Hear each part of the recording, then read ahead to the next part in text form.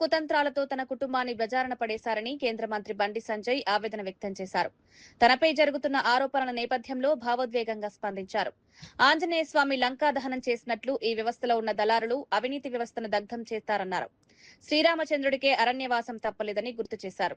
తన గుండెపై కాషాయం జెండా ఉందని, తలపై అమ్మవారి ఆశీస్సులు ఉన్నాయని పేర్కొన్నారు. ఎలాంటి కుట్రలు చేసినా తాను వెనక్కి తగ్గబోనని స్పష్టం చేశారు. తన కుటుంబాన్ని గౌరవంగా దెబ్బతీసే ప్రయత్నాలు చేస్తున్నారని ఆరోపించారు. ప్రజలు నిజం తెలుసుకుంటారని, తప్పుడు ప్రచారాలు నిలవవని సంజయ్ వ్యాఖ్యానించారు.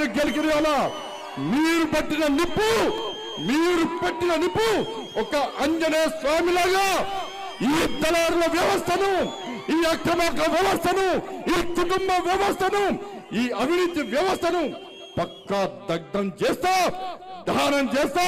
ఇదే కాషాయపు జెండా పడతా తెలంగాణ మొత్తం చుట్టుమిట్టి ఈ రోజు ఎవరైతే కుట్రలు చేస్తుండో, ఎవరైతే కుతంత్రాలు చేస్తుండో, ఎవరైతే నా కుటుంబాన్ని బజార్లో వరచుండో, ఎవరైతే నా కార్యకర్తల లోపల ఆవేదన రగిలించిందో, నా పార్టీని ఇబ్బంది పెట్టిండో, నా కార్యకర్తల్ని ఇబ్బంది పెట్టిండో, ఏ ఒక్క వ్యక్తిని కూడా విడిచిపెట్టే ప్రసక్తి లేదన్నా.